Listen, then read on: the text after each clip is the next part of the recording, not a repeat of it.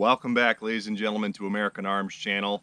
As you can tell, the venue has changed, and yes, I have finally had an opportunity to get a film out for you guys right after my cross-country move to the good life, the fantastic state of Nebraska. So, with that said, we've got a new, more readily available place to shoot where I have a lot more flexibility, so videos going forward should get better as far as the things I'm able to accomplish on range sessions when I'm testing ammunition and firearms. And all in all, just a lot easier time filming it for you guys because the interruptions will be 0 to absolute minimum. You don't have to deal with the public range. Well, life's pretty damn good. But today, as you can tell, of course, by the title of the video, we're taking another look at the AKSA S4. This is, of course, the Turkish clone or facsimile of the Benelli M4, produced by AKSA Arms in Turkey. It's changed a little bit since you all have last seen it. Some accessories have been added to it. Particularly of note are the Terran Tactical extended bolt release for the Benelli Super 90 pattern shotguns, a GG&G skeletonized large knob spinning charging handle. Not sure how I feel about the rotation there, but it does make getting on the gun pretty easy. We have an ATI American produced heat shield, and I'm not quite sure if I'm going to keep this on the gun. This is the first gun I'll have had a heat shield on, but so far with tinkering and getting it cinched down so it doesn't move under recoil, it has been enjoyable, but of course it does add some forward weight. And then at the tip, of course, we're looking at a tactical breaching style choke. This is the True-Lock tactical choke tube. This acts as a compensator, a standoff device, and is supposed to be ideal for buckshot and slugs. And because the title of the video, you know we are in part B and going to actually try to put some slugs and a couple different buckshot loads on paper just to see what maybe I and the gun are capable of.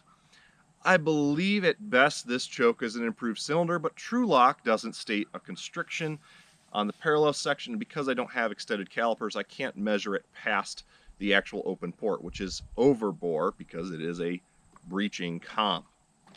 Standoff device, whatever you want to call it. Tactical choke tube. So there is that. So the gun has changed a little bit, and you'll notice it's not wearing a sling or a light mount. There's a reason for that. You'll find out in a later video. But it is nothing wrong with the gun itself. That said, today's buckshot selection is limited, of course, and what my gun does with my chokes doesn't mean it'll be what your gun does with your chokes. So this is more of just kind of a for fun video and in a small sampling to maybe give you an idea of with what these loads and a similar choke constriction you might be able to expect out of your S4 should you purchase one. First up is the Cabela's Herter's brand. This is an American-made load. This particular load is an 8-pellet double-aught buck. There is nothing quite too special about this. 8-pellet at 1145, so it is called a, I believe they're calling it a low recoil, or not, but that is pretty much what a low recoil load is. Typically 8 or 9 pellets below 1200 foot per second.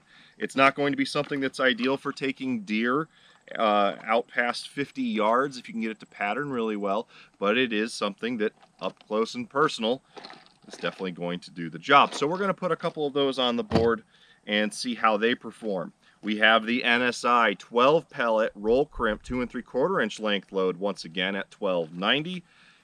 And then for slugs, we have the Herter's brand, American made, which if you look at these Herters and you look at these, they look a lot like a Winchester Drylock hull to me, so probably Winchester's producing them, but this is a 1 ounce 1600 foot per second Foster slug. I believe it's a Winchester load, so it'll make sense if this performed identically to Winchester Super X Foster slugs, but that's just for note. And then of course we have the Palla Big Game Series slug by Sterling. So Turkish slug, American slugs, and then one more, I don't have the boxes for it. I put it in my ammo pouches and let it be. But 1,390 feet per second, 9 pellet wolf double-aught buck. It's called their power buck. So we'll see how that does. My gun typically likes them. It's a good load. Sometimes they're a little more expensive than they should be, being a bare pellet buck load, but they're pretty good quality for the price you pay, at right around 65 cents to $1.05 per shot. So not bad at all. Anyways, let's stop gabbing, and we're going to get right to shooting at different distances. We're going to take a look at the patterns and wrap up the video. Herter's 8 pellet low recoil at approximately 10 yards.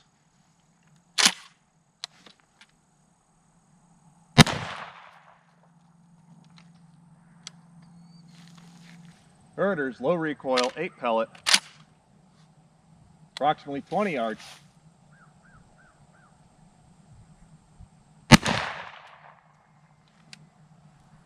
Herter's low recoil 8 pellet, 30 yards.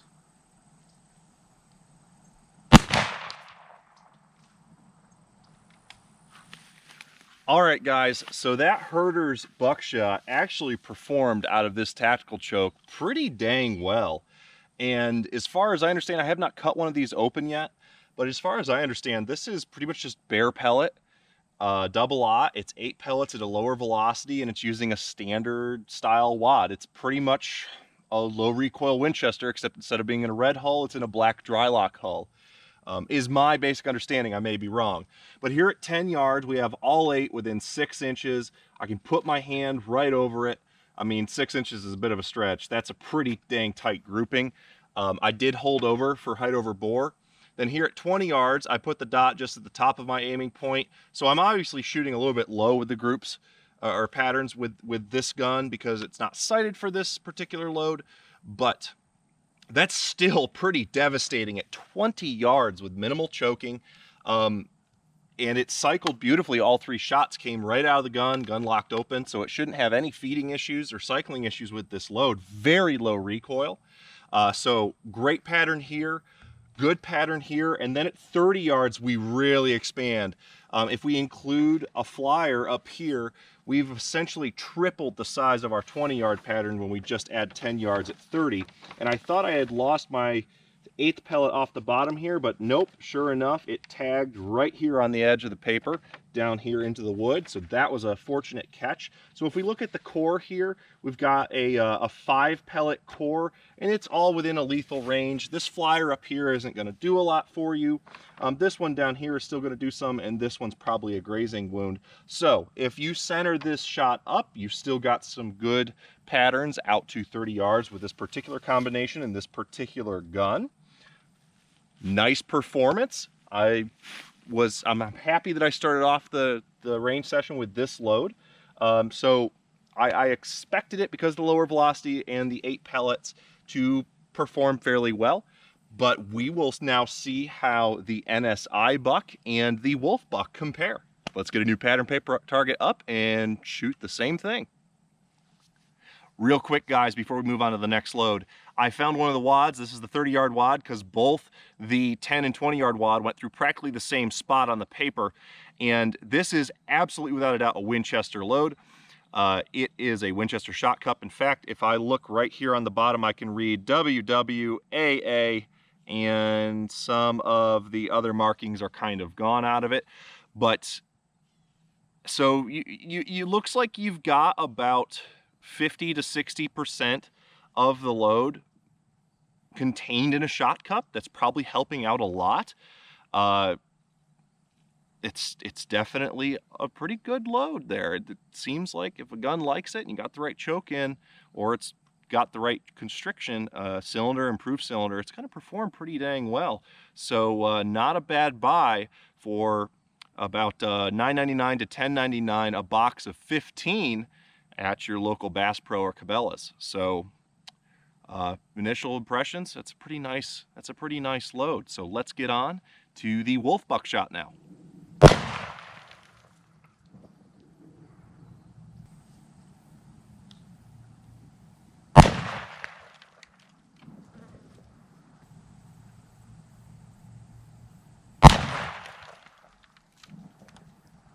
All right, guys, so definitely a more powerful load as far as velocity and also payload weight with an extra pellet, the standard 9 pellet over the Herter's load of 8 pellets at 1145. This wolf load with this gun and choke is definitely not a winning combo. This particular ammo seems to like longer improved cylinder and modified chokes the best. I've even run it through a turkey choke and gotten pretty good results before. But out of this combo here, we're definitely not okay. At 10 yards, we're usable for self-defense, but we've got, I mean, this is the point of aim. I'm holding a little high to make sure that I center the bore over the 10. So we did fly a little bit high. Did forget that this gun was zeroed before the choke changed for this ammo. So I guess zeros remained the same, but our patterns are definitely not as good as I've seen with factory Benelli OEM modified choke tube out of this gun, which I don't have on camera or pictures of the patterns, unfortunately, but I do remember it being better. So 10 yards were usable, but not that great. Our spread is 12 to 13 inches for 9 pellets. We come over here to 20 yards, and our core is about 5 pellets, and it's somewhere around 60%. I'm not doing that math real quick. I'm just gonna guess, but 5 out of 9 pellets are in our core. And then when we open up to the flyers, we're around a 24-inch max spread here for the pattern size. It's still usable at 20 yards for game getting and defensive purposes. But when we come down to 30 yards, our core is only, if you want to even call it a core, about 3 out of 9. And we did get all 9 pellets on the paper, but most of them flew high. We have a flyer here, here, and here, kind of making a triangle. And if we want to go to the center, it's actually up here. So I was holding dead on, it was flying high. That's a zeroing issue, but still, if you've got giant holes in your pattern, I mean, you're only going to tag 1 or 2 pellets inside the vital zone of whether you're hunting or you're defending inside of your target, the vital zone of your target. So that's not good. That's not good at all. So this is definitely a failure for this choke and gun combination, but it's good to know what it's going to do. Let's see if the 12 pellet NSI can do any better, or if the 12 pellets will help us increase our chances of more lethal hits as we back out to 30 yards.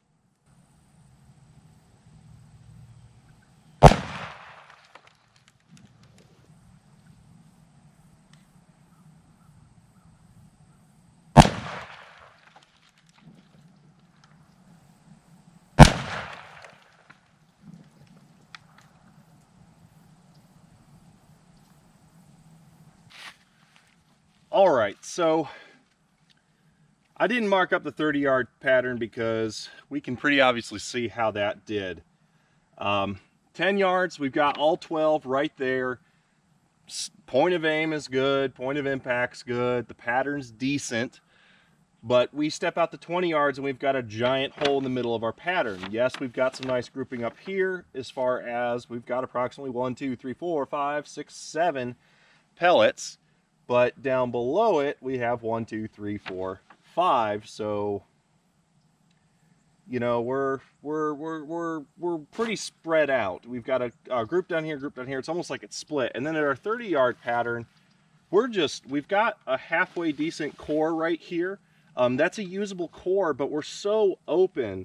We've got errant pellets that really, if you're going to shoot this at ranges, like if you're going to use this for a buck hunting load with this particular gun and choke combination, I would say that essentially I'm not getting any more effect out of this than a standard 8 or 9 pellet load, and I'm getting a lot more recoil and a lot more chance of hitting things I don't want to shoot with those errant pellets, because I've got 1, 2, 3, 4, 5 down here, and 1, 2, 3, looks like, yeah, 1 hit. So 1, 2, 3, 4, 5, 6, about 6 up top. So looks like somewhere there's a 12 pellet hanging out.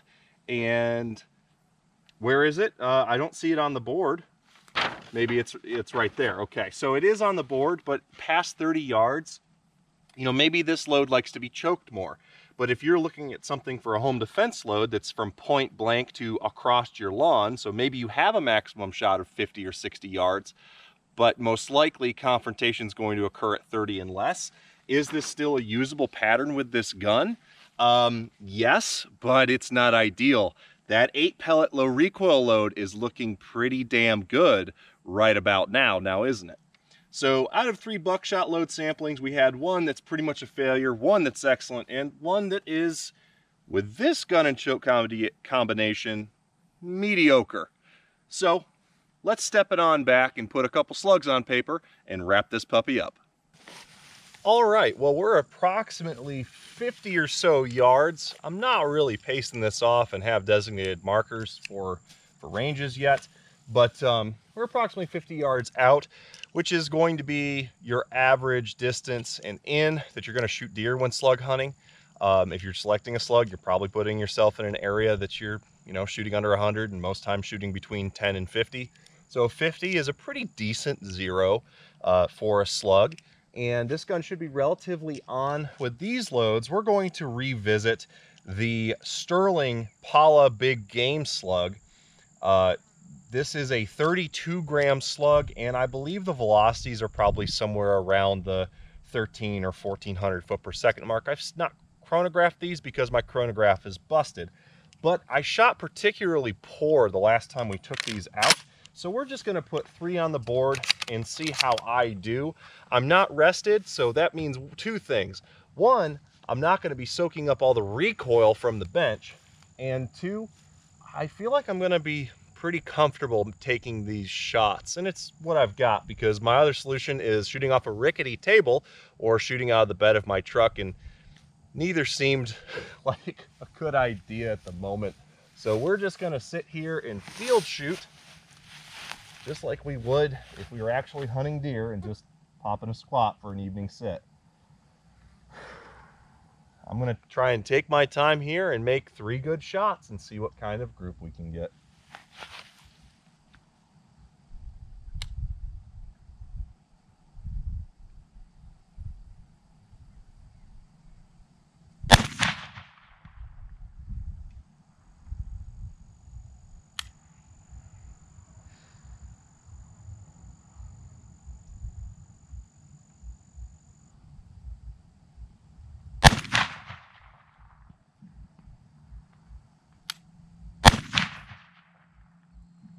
That last one went off a little sooner than I wanted it to, but the second one actually felt really good, and the dot was exactly where I wanted it. I can see my first 2 shots are pretty close as far as it being 50 yards out with a non-magnified optic and being a pretty big target. But I can tell you right now that group is atrocious. These slugs might not be that great, at least in this gun. They look like decent slugs, but maybe they're not that great. I can tell you right now that the 2 slugs are within 12 inches of each other, but shot number 2 there went way high and left, and that shot felt great. I'm not going to make an excuse for myself. I'm going to tell you how it is, but I can see it from here. Not a good group. So I think what we'll do is we'll go to the next set of slugs after I mark up downrange, and then we'll check out the target and wrap up the video. All right, so definitely a terrible group, and we'll see that in a second. But now on to the Herters, 1 ounce. These are 1600 foot per second box rating slugs. And I'm going to tell you what, right now, they look identical to a Winchester Super X, utilizing a black dry lock pattern hull. And they're made in the USA, so they're probably Winchesters, rebranded Winchesters, or made specifically for Cabela's. These are definitely going to punch a bit harder than those Palla slugs, I do believe. Those Palla slugs are really comfortable. Again, I don't feel like I pulled any of those shots. Maybe the last one was slightly low, but maybe they're just not consistent. I'm going to check the choke.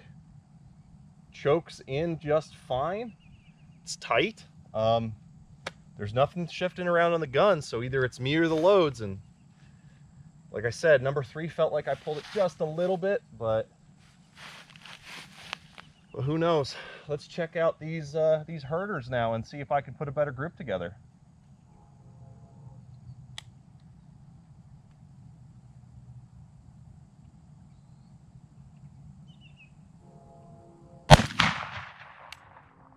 Definitely a lot more punch to those. My my heat shield just shifted itself forward for the first time today. Yeah, she's kind of stuck in that position now, so we'll see if she wants to move anymore. But wow, that felt like a good shot. but those are definitely going down range a little bit faster, but they don't hurt. They don't hurt. And this Mesa Tactical stock is definitely short for me without poofy clothing or a plate carrier on.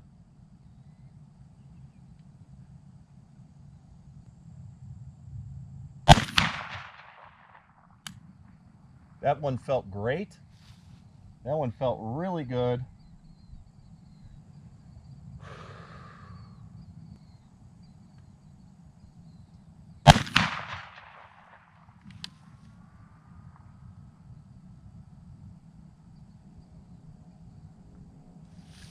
I may be mistaken, but I see one giant hole towards the top of the paper. These things are definitely flying a lot higher than 0 for this gun right now. But I think I just put together a fairly good group. Let's go take a look. Ladies and gentlemen, I think I feel a lot more confident right now about my shooting skills than I do the Turkish Sterling, the Turkish produced, and that's not against anything against Turkey. I'm just referencing where it's produced. But those Palla slugs by Sterling Ammunition, they, at least in this gun, don't seem like they want to group too well. They fly straight, but they don't want to group too well. So I think it's an inconsistency issue. Maybe it's powder charge, maybe it's the way the slugs and wadding is constructed. I don't know.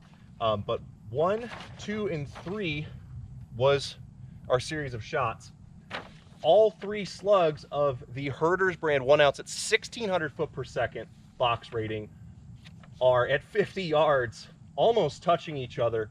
I mean, you're looking at an inch between center to center on each one. So you're looking at a 1.5 inch to 2 inch group at 50 yards using a smooth bore with a tactical choke and a red dot sight. Yes, they are high and left, but the fact that I was able to stack 3 on top of each other like that and all shots felt good. Again, out of the 6, number 3 with the Palla slug was the only one that I felt not so confident about. So the gun is definitely capable of some great feats of accuracy when it comes to slugs, because look at that. Is that repeatable? I don't know, and I don't know if this afternoon my shoulder or my wallet really want to try and find out. But I think if we were able to lead sled this gun and run, 20 different slug loads through it, for example, that are meant for smooth bores, mostly Fosters, and we just, shot for groups, nothing else, I think that we would find that this gun has some it likes, some it doesn't, of course, as every gun does. But right there, that's a winner. I'm telling you what, I'm buying more of those Herter slugs, because at the price point of a Buckshot, yes, they should probably be a lot less, but have you looked at ammunition prices in 2021? It's not that great. But you know what? These are bleh. I mean, you can get it done in close, probably inside of 30 yards. Maybe your gun, whatever you choose to shoot them out of, maybe a rifle bore would do better. Maybe a 24-inch, a true slug gun would do better with them. They might be outstanding performers, and they're pretty mild recoiling, especially out of a gas-operated, heavier semi-automatic. These ones definitely punch. But that's a freaking stellar group for slugs. I mean, you push that out to 100 yards with standard group size growing, they're probably going to be inside of a 4 to a 6 inch group for 100 yards, which is smaller than the vital zone on a white-tailed deer. So this is absolutely a capable slug load. So with that said, guys, I'm going to wrap up the video. I hope you enjoyed this little pattern sampling.